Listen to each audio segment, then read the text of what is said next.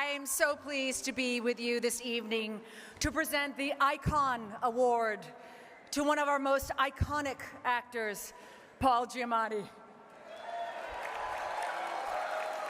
Paul, can I see? I can see you. I can see you. This is all for you. Now, we all know him from his iconic roles in American Splendor, Cinderella Man, John Adams, and of course, in this year's The Holdovers. But I just wanted to mention one film where I had the good fortune to share the screen with him, the film where his iconic status was truly launched, and that, of course, is Big Fat Liar. Oh, not so familiar? Okay, well, iconic. Iconic. Paul is one of the best actors I have ever worked with, because he just has like chops for days. When we were working on Sideways, one of my favorite moments happens at the end of the film. Guess? When his character Miles is speaking to his ex-wife, who tells him that he's pregnant. And you can see on Paul's expression, from his expression, you can hear Miles's heart cracking. His mouth is smiling, you know, appropriate, polite, but his eyes are doing something completely different. You see the character's mournful recognition of his life choices. And now, in The Holdovers, we get to see Paul express so much with both eyes, doing very different things in very different directions. You got that joke. And as always, the complexity of his character's soul is palpable. It's a performance we have always known was there and have been patiently waiting for. Paul, your iconic status aside, I am here to tell you that I, and I think everyone in this room, deeply respects your work.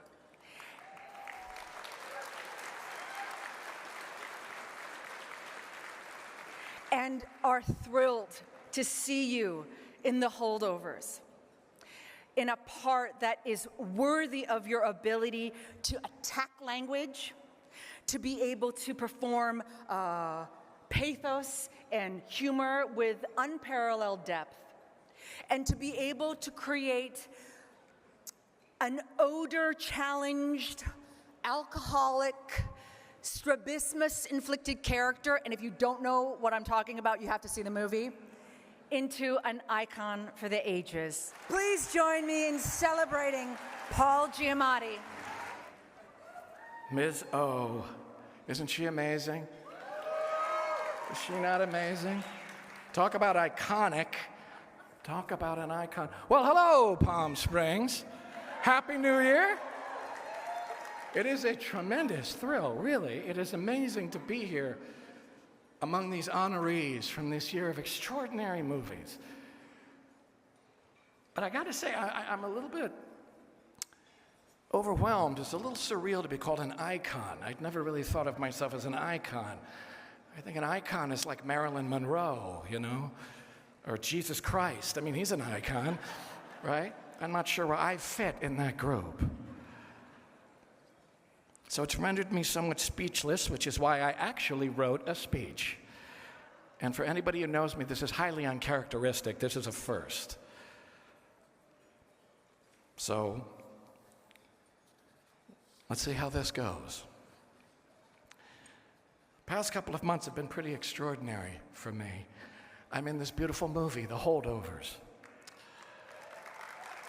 which has a lot to say about human connection, empathy, teaching, learning, growing, memory, the past, loss. So it's made me think a lot about these things in regard to my own life. And as I was preparing for this, I was remembering the very first play I was ever in, like proper play that I was ever in. It was in high school, at a boarding school, not unlike the one in the movie, in the great state of Connecticut. Yeah, shout out for Connecticut. And those places are strange because they're kind of rough. And I was a miserable, miserable child. A little shy, bit of a misfit. And this wasn't a great play. It was kind of a weird, old play by John Steinbeck, of all people, called Burning Bright, about middle-aged guys growing older and confronting their mortality. So it made a lot of sense to have me and another 16-year-old kid do this with sort of the white powder in our hair, getting sort of increasingly geriatric as we did it. It was wonderful. And in fact, it went over huge. It was great. And I vividly remember the feeling of walking off that stage, elated, feeling weightless with the joy of what I had just discovered, acting. And a teacher of mine, a math teacher, and I was really terrible at math, I still am, he came backstage. Now this guy was a mean, very mean person. Angry, bitter, cruel to a lot of kids, not unlike the guy in the movie, but worse. But in this moment, I almost didn't recognize him because he had tears in his eyes, and he hugged me, and he started telling me how I reminded him of an old friend of his from college who had passed away. The guy was a wreck. And it wasn't weird, it was kind of amazing, because I saw a completely different person in front of me, because he had seen a completely different person in front of him, and we had communicated. And we had connected, and we had learned about each other as human beings, and not these people that we thought we were, or thought the other one was. It was kind of shocking, that feeling, because it was very real. And this miserable child that I was, I'd found a new way to connect. And that planted the seed of acting deep in me. I loved it. But I kind of buried it for a while because I think it scared me. It's intense. And I went to college and I kept acting, but I kept telling myself, this is just a lark. I kept telling myself, I'm going to do something more serious with myself. But underneath it, I was always looking for that kind of connection. I was hungry for it. And after college, again, telling myself this was just a lark, I did a 6-week acting program in England where they brought in all these amazing professional actors and directors to work with us. And my first acting teacher in my first acting class ever was Alan Rickman, right? The guy from Die Hard, right? Severus Snape, you know, right? Harry Potter. This is so long ago, this was before Harry Potter was a thing. That's how old I am. Talk about geriatric. He was amazing, as I'm sure you can imagine. He was a beautiful man, and he was a wonderful teacher. And at the end of the summer, he said to me, do you want to do this with your life? And I said kind of sheepishly, I don't know, Alan Rickman, I don't know. And he said, well, I think you should because you're good at it. And you got to understand what that meant to me, how that landed for me. Because no one had ever encouraged me to do this. No one. And subsequent to deciding to be an actor, people still didn't encourage me, but I did it anyway. Because I'm stubborn, or I'm oblivious, maybe a little bit of both. They're good qualities for an actor, stubbornness and oblivion. And because my teacher had said that to me. So we have Alan Rickman to blame for me being up here. But what I'm really saying is we have a lot of great teachers to blame for me being up here. My father was a teacher, my mother was a teacher, all of my grandparents were teachers. There's many teachers in my family now. And the more I do this, the more I think acting may be a kind of teaching. Maybe a kind of shared mutual learning. At least for me, it's how we learn how to be human. It's how we learn about our common humanity, like in the Holdovers. And acting isn't as hard as teaching, but it's hard nonetheless. I've never found it easy. Not if you're doing it for real. And I've played some weird, difficult guys. And it's hard to get inside them sometimes, but I really do believe that the greatest challenge for a human being is to truly see through someone else's eyes, to walk in their shoes, to live in their skin. It's crucial for human beings to try to do that.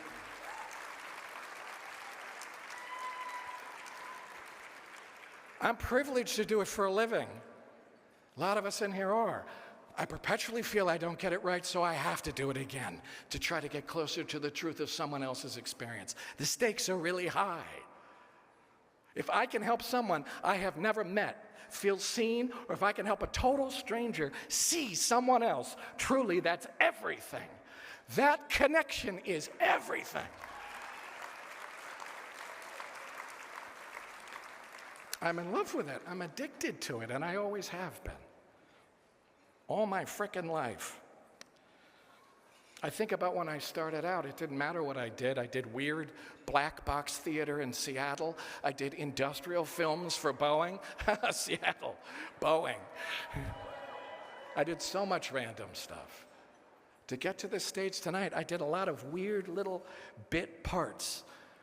My first role on camera was a ABC TV movie with Linda Evans.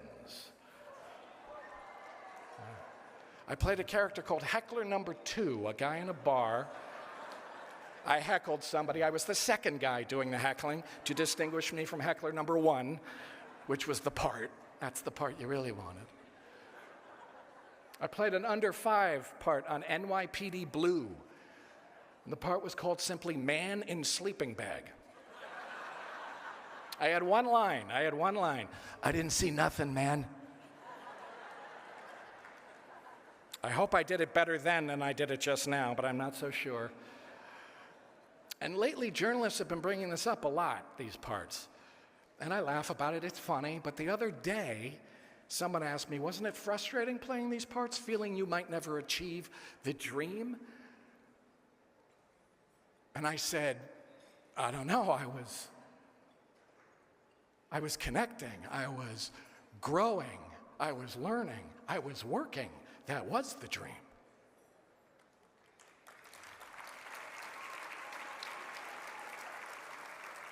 And someone else asked me, but what was the turning point? I said, they're all turning points. Every one of them was a turning point, an opportunity, a chance to grow, to learn, to expand, to connect. And I still have the hugest respect for people who have to do those bit parts, because I did a lot of them, and surprisingly, they're not easy. Even Man in Sleeping Bag. But of course, along the way, I was very lucky to meet people who helped me, who supported me, who guided me, saw things in me other people didn't. My manager, Perry Kipperman, my agent, Billy Lazarus. I had a lot of directors go to bat for me. Betty Thomas cast me in the Howard Stern biopic, Private Parts. I played a character called Pig Vomit, and what young actor doesn't dream of playing a character named Pig Vomit? Sherry Springer Berman and Bob Pulcini put me in American Splendor. They believed in me so much, and they just set me free. I'm lucky to have had this happen. These are gifts that people give me. But no one gives me a greater gift of freedom than Mr. Alexander Payne, one of the great American directors. He cast me in Sideways.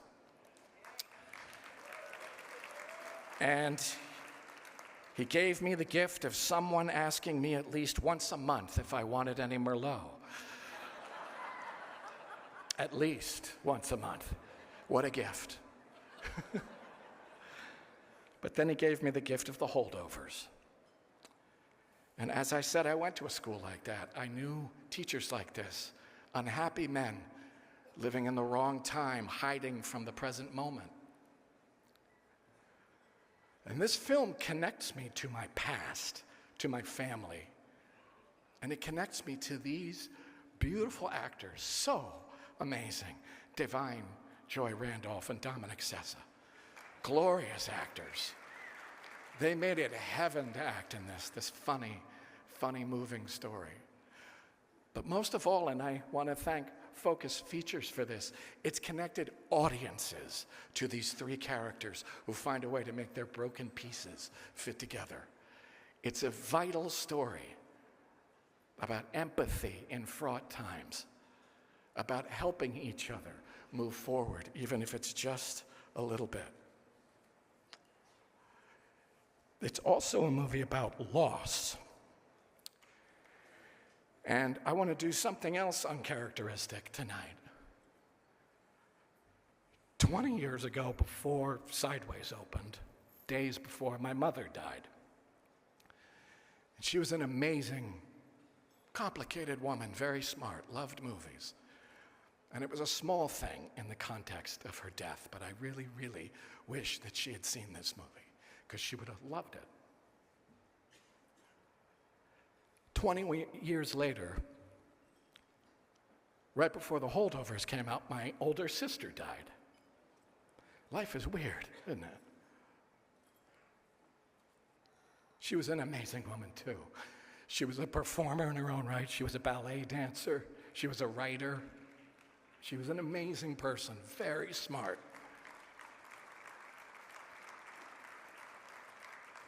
I wasn't being totally truthful when I said no one encouraged me, because she did. She always encouraged me. She saw every play, she saw every movie, and we'd talk about them. And I would learn more about what I had just done, because she was so smart, and we connected. And it's a small thing in the context of her death, but I really, really wanted her to see this movie, because she would have loved it. So I just want to remember her tonight. She would have given me no end of shit about being called an icon. She would have teased me. But I know she would be proud. Thank you. Anyway, thank you, Palm Springs, for making me feel really connected tonight. To this place, to this festival, to these honorees, to my job, to my life, and to all of you. It means more than I'll ever be able to tell you. Thank you very much.